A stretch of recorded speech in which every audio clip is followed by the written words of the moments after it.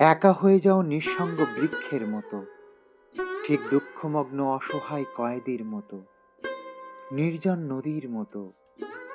তুমি আরো পৃথক, বিচ্ছিন্ন হয়ে যাও, স্বাধীন স্বতন্ত্র হয়ে যাও, খণ্ড খণ্ড ইউরোপের মানচিত্রের মতো।